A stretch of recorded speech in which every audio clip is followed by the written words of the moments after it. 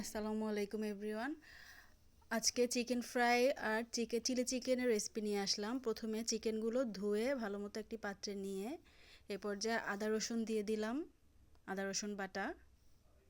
এরপরে চিকেনের চিকেন তন্দুরি মশলা নর্মাল, আজকে একটু বারবিকিউ খেতে মন চাইলো তাই চিকেন তন্দুরি মশলা দিলাম। পরিমাণ মতো দিয়ে দিবেন, যার মাংস যতটুকু ওই পরিমাণে নিয়ে। এরপরে হালকা সামান্য মরিচের গুঁড়ি দিলাম। এরপরে একটু ধনিয়ার গুঁড়ি দিয়ে দিলাম।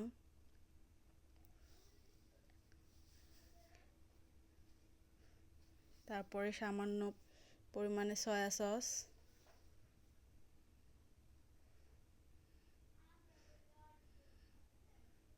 আসলে এই ম্যারিনেশনটা আমরা সবাই কম বেশি ঘরে যা থাকে তা দিয়েই করে ফেলি, সবাই মোটামুটি জানি। একটু স্বাদ বাড়ানোর জন্য হালকা মুরগির মাংসের মশলা দিয়ে দিলাম। সব কিছু ভালোভাবে দেওয়ার পর একটু টেস্টিং সল্ট দিলাম।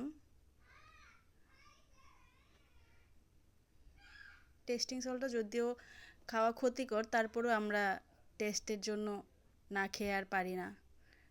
এই পর্যায়ে লবণ স্বাদ মতো দিয়ে দিবেন।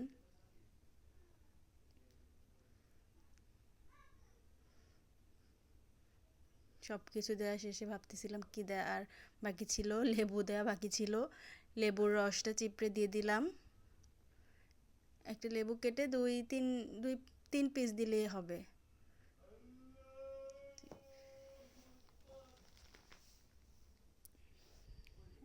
এবার সস দিয়ে দিব।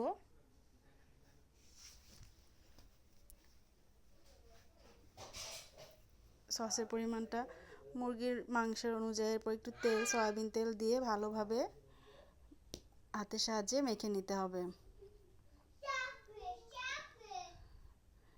ম্যারিনেশনটাই খুব ইম্পর্ট্যান্ট। আমি চিনি দিতে ভুলে গিয়েছিলাম, হালকা পরিমাণে চিনি দিলাম। এই যে ম্যারিনেশন করে 1 ঘন্টা রেখে দিয়েছিলাম। এবার চুলার সয়াবিন তেল দিয়ে দিলাম, ডুবা তেলে ভাজতে হবে।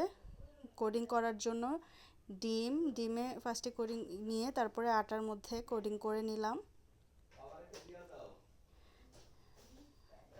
আটায় ভালোভাবে লাগিয়ে আটাটা যতটুকু পরিমাণ অবশিষ্ট আটা থাকে ওটা জড়িয়ে ফেলে দিয়ে এরপরে তেল গরম হলে গরম তেলে দিয়ে দিব, ডুবো তেলে একে একে করে চিকেনগুলো দিয়ে দিলাম।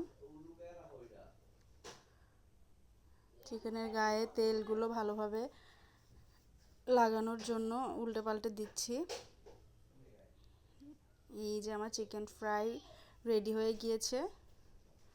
10-15 মিনিট সামান্য আঁচে ভাজলেই রেডি হয়ে যাবে।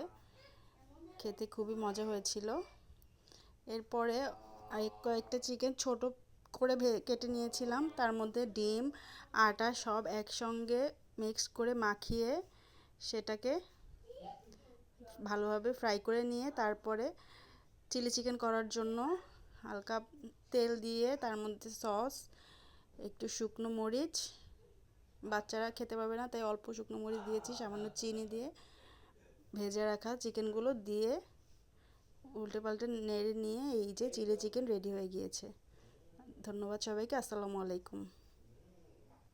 ভিডিওগুলো একটু ভালোভাবে বেশি করে শেয়ার করে দিবেন, সাবস্ক্রাইব করে দিবেন।